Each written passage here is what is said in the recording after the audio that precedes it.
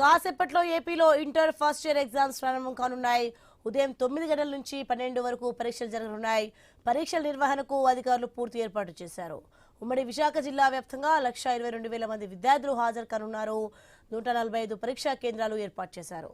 Right, ఇదే అంశానికి సంబంధించి మరింత సమాచారం మా ప్రతినిధి విశాఖపట్నం నుంచి లైవ్ లో రాజు అందిస్తారు. ఎస్ రాజు, మొత్తానికి ఏపీలో ఇంటర్ ఎగ్జామ్స్ కి ప్రారంభానికి సంబంధించి ఎలాంటి ఏర్పాట్లు చేశారు, ఏంటి? Good morning sir.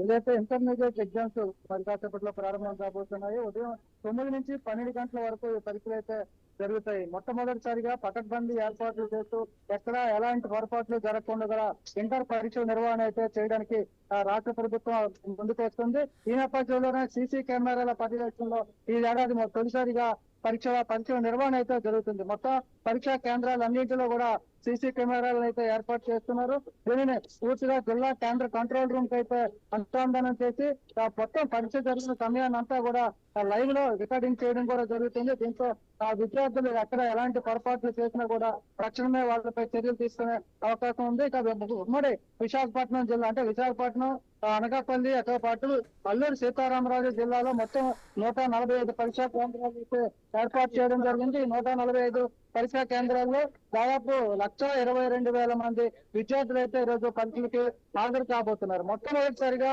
విద్యార్థుల భవిష్యత్తుకు సంబంధించి కూడా రాష్ట్ర ప్రభుత్వం ఒక కీలకమైనటువంటి నిర్ణయం తీసుకుంది.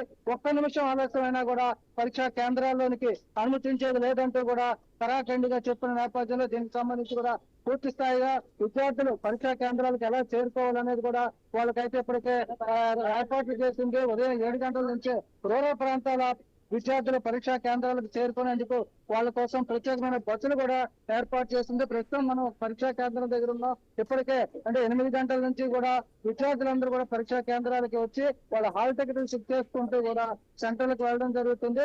ఒక్క నిమిషం ఆలస్యమైనా కూడా పరీక్షా కేంద్రాల్లోకి అనుమతించేది లేకపోవడంతో విద్యార్థులంతా కూడా ఉరుకుల పరుగులతో తెల్లవారుజాము నుంచే బయలుదేరి పరీక్షా కేంద్రాలకు చేరుకున్నారు. ఇక అల్లూరు సీతారామరాజు జిల్లాలో ఏజెన్సీ ప్రాంతాల్లో అయితే చాలా కీలకమైనగా ఉంటుందని చెప్పుకోవచ్చు. ఎందుకంటే అక్కడ రవాణా సౌకర్యం తక్కువగా ఉంటుంది.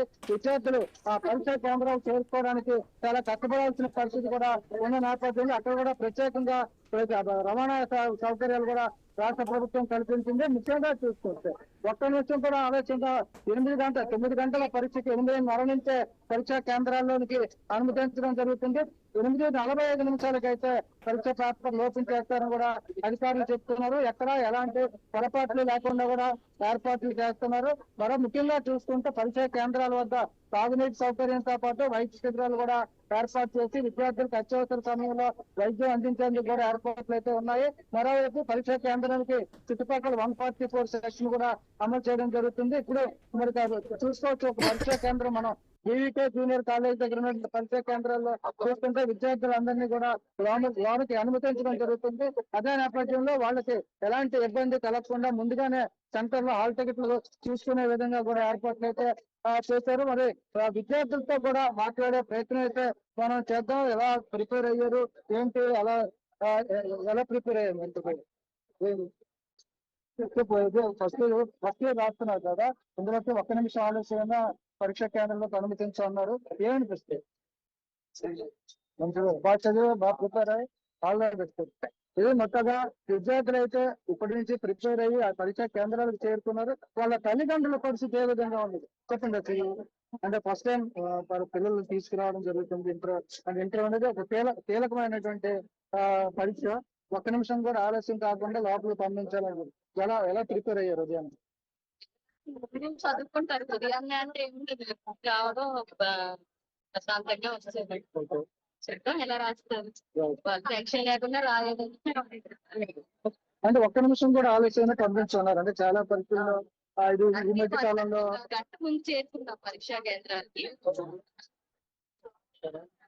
అదే విద్యార్థులు తల్లిదండ్రులు కూడా ఆందోళనతో ఉన్నప్పుడు కూడా ముందుగా వాళ్ళని మానసికంగా సిద్ధం చేసిన రాష్ట్ర ప్రభుత్వం వాళ్ళకి సూచనలు ఇచ్చిన నేపథ్యంలో విద్యార్థులు కూడా ఉదయాన్నే లేచి పరీక్షా కేంద్రాలకి చేరుకోవడం జరిగింది. పరీక్షా కేంద్రాలన్నింటినీ కూడా హడావిడిగా ఉందని చెప్పుకోవచ్చు. Thanks for the information Raju.